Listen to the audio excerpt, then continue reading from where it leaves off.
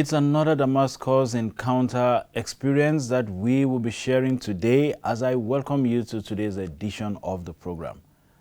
Damascus Encounter, life, dreams, visions that we grew up with, that we wanted, that we hoped for, and suddenly we come in contact with Jesus and we take a different path. That's what we shall be hearing or listening to today as we meet the guest who will be sharing his experience with us, his own Damascus Encounter, as you welcome with me to the studio, Pastor Kenneth Agwe. Pastor Kenneth, welcome to the Damascus Encounter. Thank you. It's a pleasure to have you on the program. Same here, sir. You were one person who had dreams, visions. You wanted to be an artist, Yeah. that is a TV star. You wanted to be a business administrator, but you ended up being a pastor. But then, let's see, before all these dreams start coming up in your head, what was your childhood like? Who is Pastor Kenneth Agwe? Can we meet you? I'm Agwe Ejeta Kenneth, a pastor presently with the Lagos Atlantic Conference, Seventh-day Adventist Church. Okay. I'm the eldest of 14 children in my home, in a polygamous home, and my mother or my parents are not just a strong Christian at their childhood, but growing up, after meeting with Jesus through a pastor at a very tender age, then while he was doing a public evangelism as an Assemblies of God church pastor, then so going to church with him with my sibling, then we're two, and a certain day came that my mom went to the farm and the rain beat her from the farm. Getting home, seeing that her children are not at home that very early, she had to join us at the church, and from there she also became a Christian. So my mom, the pastor and his family, and our own family were just the members of the church then, and some other young ones. Early 1999, a church was formed in my father's parlor. That's a Channel of Liberty Ministry. From there, the church grew, and later, 2003, I left my family to the city, that's Benin City, where I lived with my uncle, and that's where I met my cousin brothers. My brothers were Adventists, and my cousin sister, she's a Catholic. I went to church with all of them, but my uncle is a Baptist, because my father's family, they are Baptist family. Traditionally. Yes. So my uncle himself is still a Baptist, but my dad is not that serious in religious activities. But my mom, when she became a Christian, she was then serious in that relationship with God. And so I think that also built us up as children in the house, because she loved her devotional life. Her devotional life strengthened us, encouraged us, and also regularity in church, going to church every Sunday. So I don't want to miss church any day. So in my uncle's house now, I saw that the mother goes to one church, the father goes to another church, then the children goes to another. The children are separated in different denominations. So with that, I don't know where to stand in this sense. So I went to Baptist, I went to Catholic, I went to different denominations. Even sometimes when there is no, everybody has gone to church, and I'm done with the house church. I could not stay home, so I had to go to any church close by. So with that, I went to different denominations. Well, that day I said, okay, after meeting with one of my cousin brother, John Agwe, presently a surgeon, and he's a very brilliant. I saw that God blessed him. Is brilliant. People come to him for mathematical problems and all that. So I said, wow, I want to be like this guy who is good in calculation and all that. and he kind of shared the great controversy with me, talked about Martin Luther, John Hus, and all that, and I saw the way they gave their life for the God, for the truth, and I said, wow, I want to be like this also. Be like these people. And I went with him one of the day to the church, and my experience at the service that day was I loved the hymns, and also God answered my prayer that day. One of the prayer I have been praying is while I'm in the church, the other part of the worship, like Sunday worship, always after dancing and all that, I feel tired and sometimes I just sleep off. The message, I barely get what the message that day. So, but in this one, I asked God, if you answer my prayer, which means this is where I will be worshiping. And that day, I saw that I did not sleep, which means why? I enjoyed the hymns. One of the hymns that was sung that day was hymn number 10, Come Christian Join to Sing. And it was a wonderful time. So I said, wow. I followed my cousin brother for visitation that day and went home.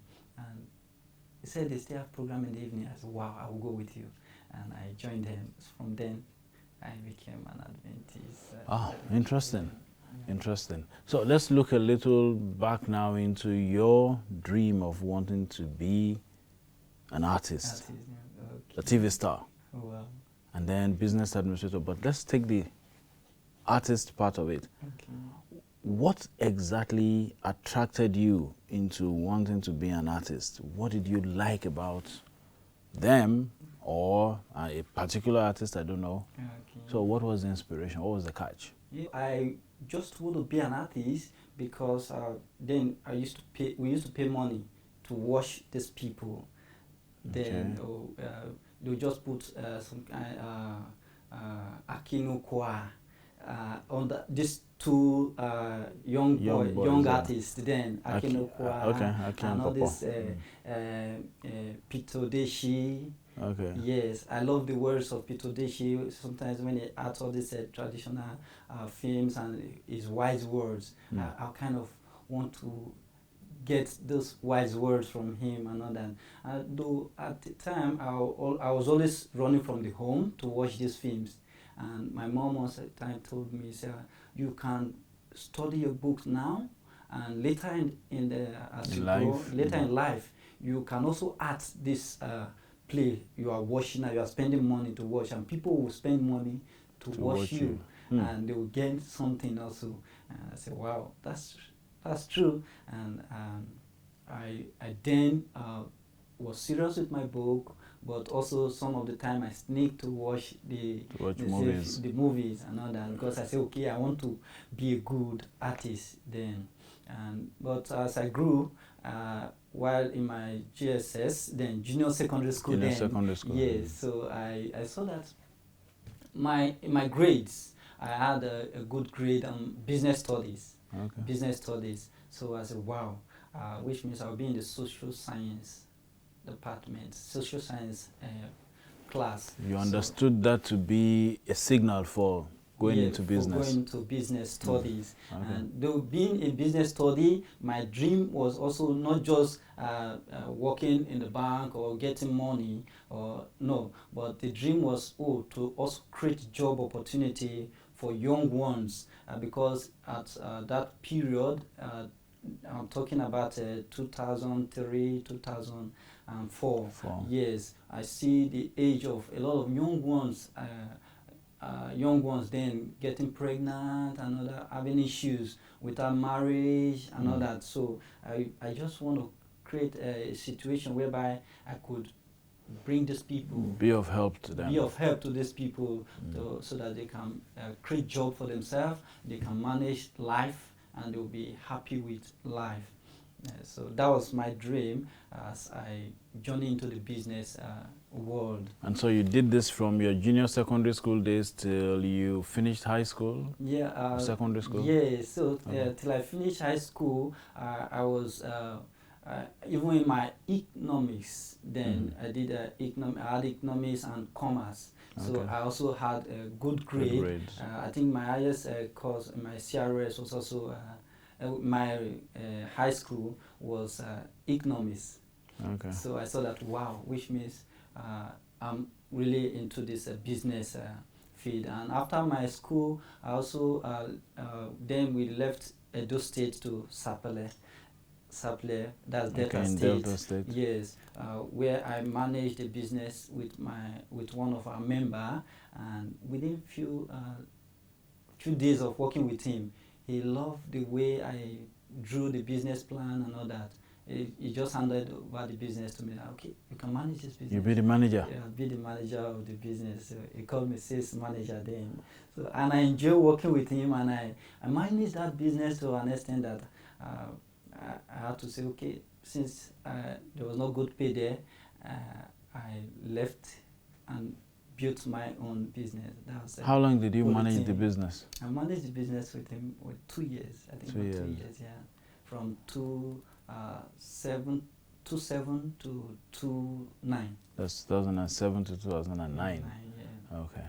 So you now decided, you know what? Let me start my own business venture. Yes, well, as in my own Blessed Ken Poly Production. Okay. Yes, because I see it as a blessing to my generation. I want to create job for people. I actually drew young people closer to myself.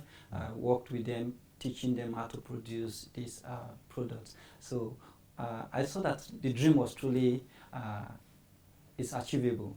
Okay. Well, at the time I had challenge, family challenge and all that. I had to stop the business, though the money, the capital, actually went with the family With the challenge. challenges. Yeah, so I could not fund. That's funding. I had funding challenge, and I could not maintain the business. I had to say, okay, hold on, and I went to the evangelism. I had a call for evangelism, so I had to go for the evangelism. So that's how. At this time, was it an evangelistic call in the Adventist church? Yes, or? in the Adventist church. Okay. Yes, I think women evangelism then at Overton. So I went for that evangelism. Then from there, I started getting calls for evangelism. I'm just interested in evangelism. So but not being a pastor. Okay. Yes. But then you felt very much at home doing this evangelistic business thing and reaching out. Yeah. But it didn't cross your mind that you should be a pastor. Did you still want to someday go back to the business thing since it was your dream? That's what I'm asking. I had that in mind because that was I'm talking of 28 within 28. 2008. 2008. I was still in that evangelism mission and all that. Okay. And so I don't want to be a pastor. And so till 2011, even 2011, I had to raise funds. I saw an opportunity that we can write JAM at Babcock. You know, JAM actually falls on Sabbath then. By JAM, that's the Joint Admissions Matriculations Board exams. Okay. Yes. So it's always on Sabbath. Always on Saturday. On Saturday. In Nigeria. So I had to say, okay, since I have the opportunity from my church to write it after Sabbath hour, so I had to choose Babcock, get the form. As your center? Yes, center. Yeah, I had to, from Delta, I went to Edo State to get the form. The form? Yes, and processed it, and I saw that, the day came, I went to Babcock. I came to Babcock, and I did the JAM that day. And also on that form, it's economics, as Babcock as first choice for university, and business administration as a polytechnic. Second choice. As a polytechnic choice. Okay. Yeah, so that's how I went into the business administration for ND. Actually, I did not come for the the post JAM exam. JAM exam at Babcock University, because again it comes to my mind that the fund for the admission is high. I think I was being told 200,000 naira. I said, wow, 200, where will I get that money from?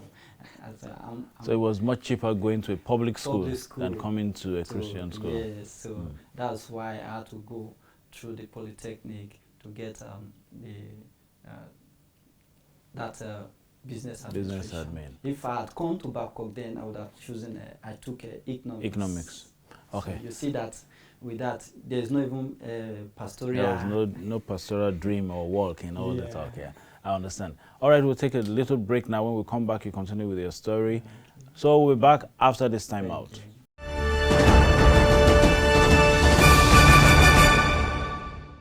Welcome back to the Damascus Encounter. We still have in the house with us Pastor Kenneth Agwe sharing his Damascus experience, what went down and how he transited from wanting to be a TV artist to wanting to be a business administrator.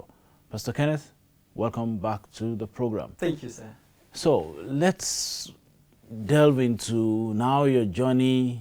You've explored wanting to be an artist, you've explored wanting to be, you actually got admission for national diploma in business administration. Yeah. So did you finish the national diploma program? Yes, I did. You finished it? Yes. Okay. I finished it with a lot of challenge. Even while in that program. I had some of my papers, my exams falling on Sabbath, and which led me to stay extra 1 year in school. I was supposed to graduate 2013, but I graduated 2014. But even the extra 1 year, God used me to reach out to a lot of souls even at that period. Okay. That was when I was made the first NAS president at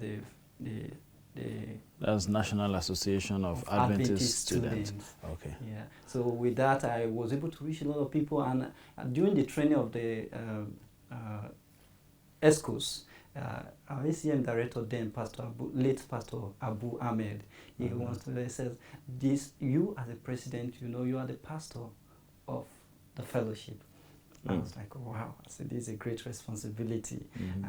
You as a vice president, you as this, you are all elders, you are all leaders of this fellowship. Wherever you meet, always discuss the progress of the fellowship. Wow, that seriously encouraged me, and I was like, wow. But working together with my ESCOs, I think we got a great achievement. I think we were 8 in numbers that began the fellowship, and we ended up we handed over to 32 ESCOs. Oh, that's interesting. So it was a great improvement. So okay, let me bring you back to your experience with. You said you didn't want to be a pastor. You had problems. You had challenges with Sabbath exams. Yes, in school then. I've had people share their experience regarding Sabbath examination, not wanting to write. And they get a lot of challenges. People jeer at them and say, you're a fanatic. Why would you waste your life? Why are you doing this? Some even said, okay, but how did you even get into school? Didn't you write exam on Saturday to get here? What was that experience like for you? Did people give you that feeling that you were wasting your life and time away? Yeah. And how did you handle it? Great.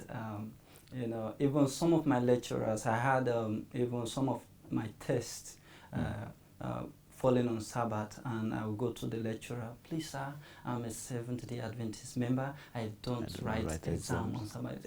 How do you get into the school? Didn't you write jam on Sabbath? I said, no, I did my jam after Sabbath in the evening. So that's how I was able to say, get out of my office, you fool. Did they send you here to for Sabbath keeping or for education? How did that make you feel? I feel great because that reminded me of what Martin Luther and John Hus and others faced. I said, well, this is my own trying time, and I have to stand by thus says the Lord. I say I will do just what God has called me to stand in. And because I also, at that period, I think during the daily Bible reading, that same period we were reading the book of Job. Okay. And I saw that. So you say that's going through your own Job experience. My own Job experience, and I think that's truly encouraged me, because even like Job 23:10, see, he knoweth the way that I take. When he has found me, I will come forth as pure as gold. And so that kept me going. So you were not discouraged? At all, not at all. Did any of them, those lecturers, did any of them eventually become your friend? Or because you waited 1 year, and then you had to graduate 1 year after the normal time you were supposed to graduate. And the lecturers might not be affected, but truly affected the students. Okay.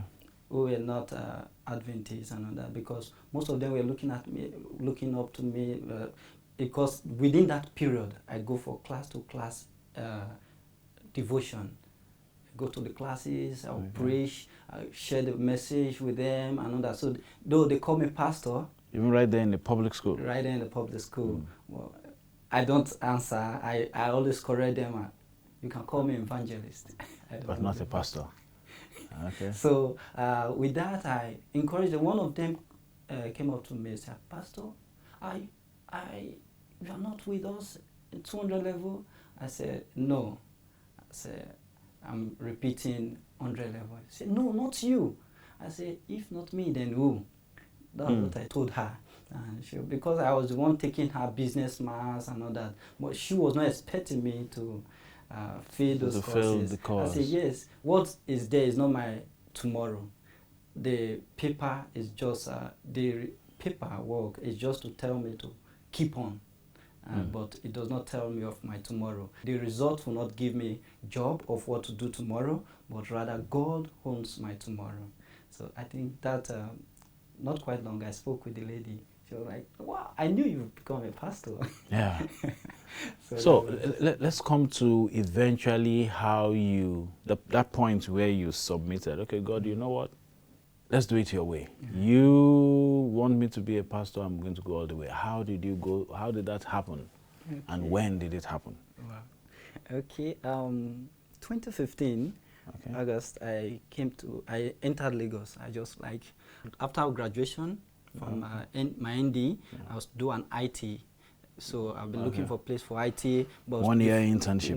One year internship. So with that, I said, okay, I will go to maybe any of this bank, or that. So I placed my applications on different places. But one of these, one click as a course mate who has graduated. We are in the same class, but graduated before me. So now she was working with GT Bank. So with her, I got a connection in Lagos to work at the bank. I said, wow, that would be a good pay. So that was why I actually went to Lagos for the job. I said, okay, let me go ahead of time, so that by the time they ask me of where you are from, where are you staying, I'll have a good explanation to that. That's actually why I went to Lagos, not knowing anybody. And I went there, and to the glory of God, God provided accommodation. God made a valuable job opportunity. I went there 7th, I started working 8th. And that 8th was on Sabbath, but the job was left for me to resume after Sabbath worship in the evening. Okay. And that day I received the salary of 8th. So I saw that it was the Lord's doing. And while I was still there processing the interview, I went to the head office of GT Bank to submit my credentials and all that. And I must bring a guarantor as a staff. So, but I don't have that. I had other guarantors, which are my members, but I could not get that one guarantor as a staff.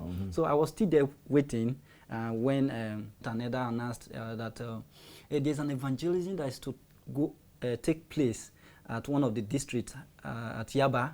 Then it's an evangelism and they need workers, groundbreakers and all that. I said, wow, that's what I've been doing in Delta and Edo State. I've been running through Delta and Edo State with groundbreaking of evangelism, which I started, I think I joined a group 2009.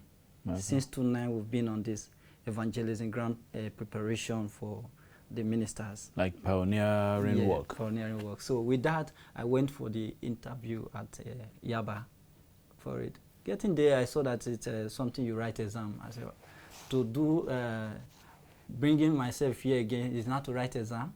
I was surprised. Do you need to write exam to do evangelism? No, actually, in doing the exam, there was a question. You say, write a short sermon that you share with your people. If your first time of meeting, write a sermon. So that sermon, I told it. I wrote a sermon, created for a purpose. Created for a purpose. I got that inspiration from John 10:10. Okay. Believing that Christ came into this earth for a purpose, and Satan is also in this earth for a purpose, is to kill, to steal, and to destroy. But Christ has come that we might have life and have it in abundance. So every one of us are created for a purpose. So, and after that experience that day, I went and even within a short period of time, I was relieved of my job because of also Sabbath challenge. That's in the bank? No, as a security. Oh, as a security, yeah. Yes, so I was relieved by my boss because of a Sabbath challenge, and I had to travel back to Delta. And while I was in Delta, I was now called by the Atlantic Conference mission director, then Pastor Durodola, then to resume that the conference wants me to resume work September 2015. So that's when that was your journey into the pastoral ministry.